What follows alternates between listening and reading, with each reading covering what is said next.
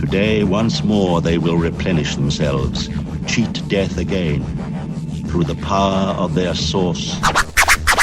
Matt Stone, 180degreehealth.com. Hey, what's going on, people? Matt Stone of 180 Degree Health, and it is late, and I just drove 10 hours, but because I love you guys so much, I want to put out a video fresh and bright and early on Saturday. I just did a 10-hour drive. I got another 18-hour drive tomorrow. Good times. But I'm going to be doing a backpacking trip with my dad and doing a lot of hiking. I have extensive experience with hiking and various weight changes, and it's actually very interesting. It's sort of an interesting case study to see the fluctuations with weight as it pertains to hiking and using that type of exercise, which I would call basically steady state cardio, long duration. We're not talking about 30 minutes on the treadmill. We're talking about 5, 6, 7 hours out on the trail. It really is the equivalent to being on a treadmill for 6, 7 hours. Pretty crazy. So it's an interesting topic. It's something I've talked about all different places in the past, but I figured I would sort of summarize it all in one video and give everybody a reminder as we head into summer here. So I've literally hiked about 10,000 miles between age 19 and my current age now. I'm 34. And most of that happened during my 20s. And I worked 7 seasons from age 18 until my late 20s as a wilderness ranger for the Forest Service. So, and then I did a lot of seasons on my own, just out backpacking in the summer. So, I'm used to hiking up to 1,000 miles a summer, and very interesting changes take place with a lot of hiking. Now, of course, everybody wants to know about weight loss. Weight loss. How do I lose weight? And I lost a ton of weight hiking the first season. The first season I went in my normal weight, like fresh out of high school, and I wasn't even consciously aware of my weight. It wasn't even something I really had thought about.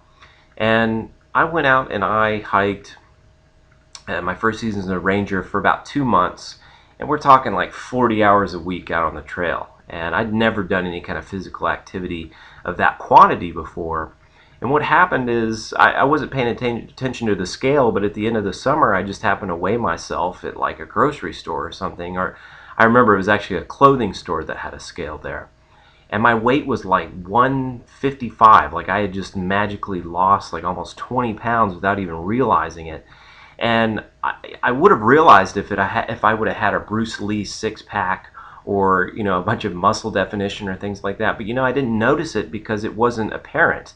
I didn't have an increase in muscle definition. You couldn't really tell. All that happened is I just kind of shrank underneath the relatively small amount of body fat I had at age 19, 18 when I first became a wilderness ranger. So yeah, you can lose a lot of weight hiking, but I can't promise you that you'll look any prettier or that you have any more muscle definition or even potentially have much less fat. I mean, I had a little bit less fat, but it wasn't enough for any of my muscles to become visible or anything like that. So for important lesson number 1, should you use hiking to improve your body composition? I think the answer to that is no.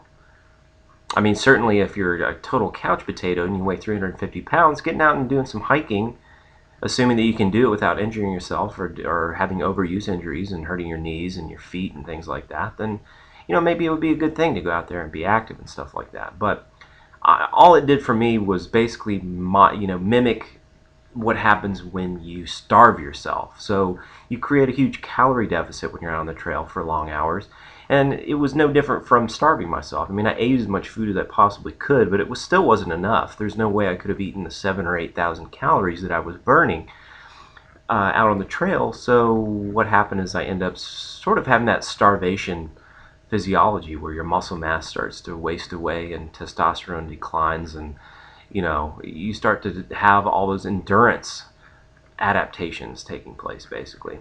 So hiking is an enjoyable activity and all that, but what happened every season that I did it is I lost fat and muscle, and then I gained back more fat than muscle, and each season my body composition got a little bit less muscular and a little bit fluffier.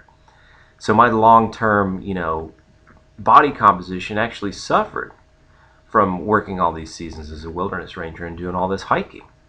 And of course, I aged during that time. I went from age 18 to 30 during that time, so you would expect at least some decline in body composition over that time period, just naturally. And if I was sitting around doing nothing, maybe my body composition would have gotten even worse during that time. I don't know.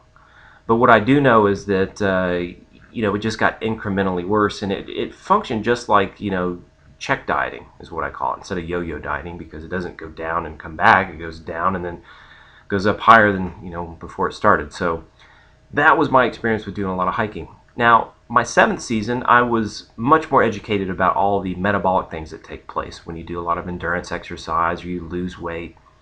And what happened, as I lost weight, I got to see really what was going on underneath the surface, and my body temperature actually declined from about 98 degrees upon waking to 96.2 degrees upon waking, just after a 4-month season of doing a lot of hiking. And this is not pushing it hard at all, really. I mean, it wasn't like my early seasons when I was out there, like I was competing in a logging competition or something when I was out there working. This was very different. I was really taking it easy in comparison.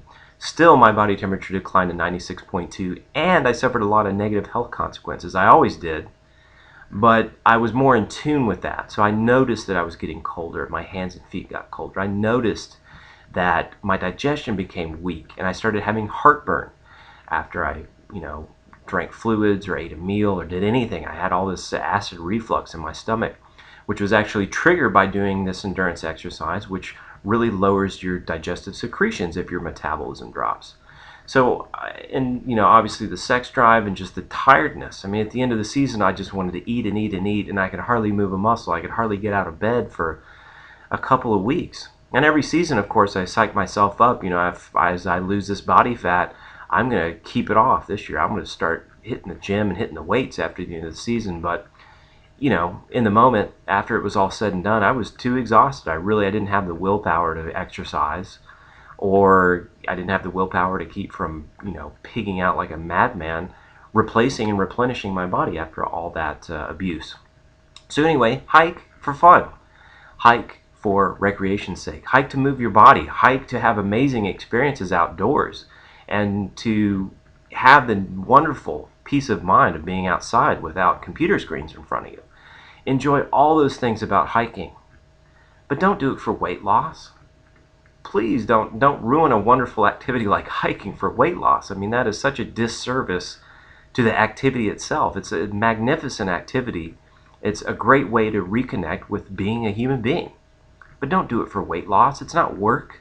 It's not somewhere you go work off the pounds. So I'm going to be doing a lot of hiking this summer and stuff like that, and I'll probably lose some body fat during the process, but it's not something that is really any superior to losing body fat. It's not superior method than, going out there and dieting if you're not going to continue it day after day. And I'm certainly not going to be hiking 10 miles a day, 365 days a year.